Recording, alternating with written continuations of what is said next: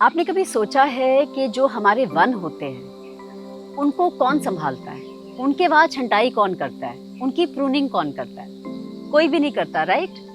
फिर हम क्यों अपने पर्माकल्चर फार्म की और फूड फॉरेस्ट की छटाई हम क्यों करते हैं? मेरा नाम है मनीषा लाट गुप्ता और मैं एक पर्माकल्चर टीचर हूँ। और पर्माकल्चर में हम देसी और स्थानीय पेड़ों में बहुत ज़्यादा जोर देते हैं। हमारे जो पूरे गार्डन का डिज़ाइन है, इसमें हम कई सारे ऐसे विरासती, देसी और स्थानीय पेड़ लगाते हैं जो पंछियों को आकर्षित करते हैं, नाइट्रोजन का स्थिरीकरण करते हैं, सूक्ष्म तत्वों को नीचे से खनन करके ऊपर लाते हैं और हमें बायोमास यानी कार्बनिक पदार्थ प्रदान करते हैं। और इन्हीं पेड़ों की हम समय समय से छंटाई करते हैं। अब ये जो हम छंटाई करते हैं वो कैसे करते हैं और क्यों करते हैं, ये मैं आपको आज समझाना चाहती हूँ। तो पहली चीज़ तो आप ये समझिए कि बहुत सदियों से इंसान और वन का एक आपस में बहुत करीबी नाता है, क्योंकि इंसान वन में ही रहता था और वहाँ ही हम अपना सारा खाना भी हमें मिलता था, हमें अपना घर, हमारी सिर पे छत, सब कुछ हमें वन से ही मिलती थी और बदले में हम वन का ध्यान रखते थे। और आज की डेट में भी जो हमारे ट्राइबल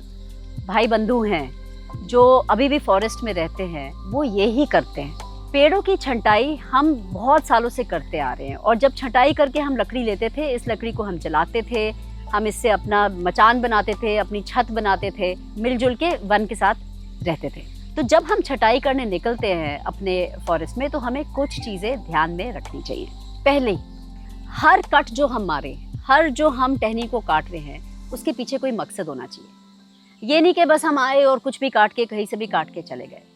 वो मकसद ये है कि कोई भी जो हमारी टहनी है, जो सूखी है, जो मर गई है, या जो टेढ़ी मेढ़ी उग रही है, या जो आपको लगता है बाहर को इतनी निकली हुई है कि जब तूफान आएगा वो अपने आप ही गिर जाएगी, ऐसी सारी टहनियों को ही हमें काटना है। और आइडिया ये है कि हम पेड़ को ऐसे काटें कि उसमें से छांव तो नीचे आए, परंतु पूरा पेड़ खत्म ना हो जाए।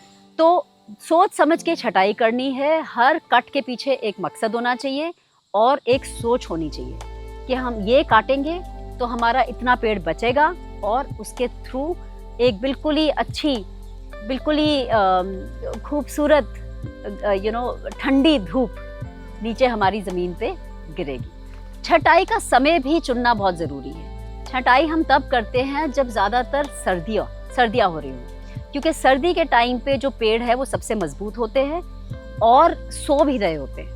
तो ये अच्छा टाइम होता है, इसमें कोई नई ग्रोथ नहीं आ रही होती, कोई नई पत्ते, कोई फूल, कोई सब्जियां कुछ नहीं लग रही होती। तो अभी टाइम होता है कि हम इनकी छटाई करें और इसमें से ज़्यादा टहनियाँ निकाल के उसका बायोमास बनाए, उसकी मल्चिंग बनाए, उसके वुड चिप्स बनाए, जो हम वापस अपनी धरती पे डाल सकें। छटाई करने के टाइम हम जो औजार इस्तेमाल करते हैं वो हमेशा तेज़ होने चाहिए, अच्छे से उनकी धार बनी होनी चाहिए और साफ़ सुथरे होने चाहिए। जंगदार औजार इस्तेमाल करेंगे तो आपकी कटिंग भी बिल्कुल शार्प नहीं होएगी, आपको अच्छा कट नहीं मिलेगा, टाइम भी आपको ज़्यादा लगेगा और आपके पेड़ों में एक बीमारी भी घुस सकती है। तो आप अपने औजार पहले सारे तैयार करिए, सबको आप सबकी धार बनवाइए, सब तैयार करके रखिए और तभी ये कटिंग का काम शुरू करिएगा। जब आप किसी भी टहनी पे कट लगाते हैं तो एकदम उसके तने के साथ जहाँ से टहनी शुरू होती है वहाँ से कट नहीं लगाना चाहिए और ना ही बहुत जगह छोड़ के लगाना चाहिए। ये कट आप हमेशा एक छोटा सा कॉलर, मतलब 1 या 2 इंच की जगह छोड़ के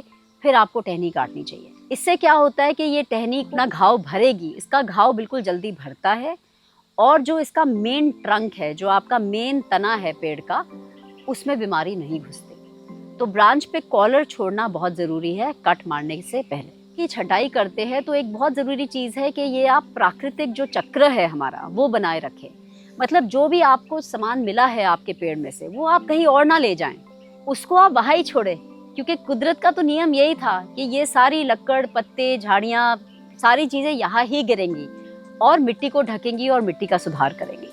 तो हम क्या करते हैं, इन सारी लकड़ियों के वुड चिप्स बनाते हैं और वुड चिप्स को वापस लौटा देते हैं। पर आप इनको यहाँ गिरा के यहाँ छोड़ भी सकते हैं। अगर आपके पास वुड चिपर मशीन नहीं है, आप इसको सब यहाँ गिराइए और यहाँ ही छोड़ दीजिए। पर ये जो हमारा प्राकृतिक साइकिल है कि पत्ते गिरेंगे, टहनियाँ गिरेंगी, लकड़ी गिरेगी और यहाँ ही नीचे पड़ी रहेगी, आपको उसके साथ चलना है, आपको उसके खिलाफ नहीं चलना। सो आप ये ध्यान में रखिएगा कि जब आप पेड़ की छंटाई करते हैं, आप धूप को अंदर ले रहे हैं। और धूप एक आपको ऐसी धूप चाहिए जो बिल्कुल ही हल्की फुल्की धूप आए नीचे, ताकि जो नीचे फसल हो रही है उसके ऊपर धूप गिरे।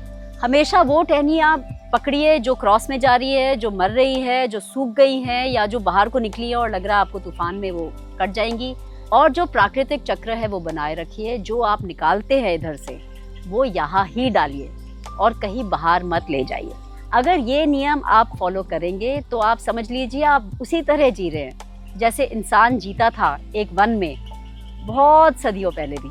और वन के साथ हम रल मिल के रह सकते हैं। वन हमारी देखभाल करेगा और हम वन की देखभाल करेंगे। अगर आपके पास ऐसा कोई अनुभव है एग्रो फॉरेस्ट्री का, पर्माकल्चर का, फूड फॉरेस्ट का, जहाँ पे आप अपने पेड़ों की छंटाई कर रहे हैं और उनके साथ रल मिल के रह रहे हैं, तो आप कमेंट्स में प्लीज़ ये बात हमारे साथ शेयर करिए, हमें अपना अनुभव बताइए।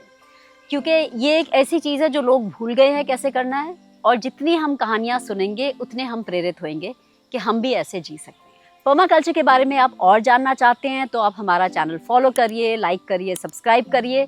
यहाँ हम हर हफ्ते पर्माकल्चर के बारे में नया इन्फॉर्मेशन और नया ज्ञान साझा करते हैं। चलिए अब हम चलते हैं। थैंक यू वेरी मच हमारे साथ जुड़ने के लिए, और अगले हफ्ते आपसे फिर मिलेंगे। नमस्कार।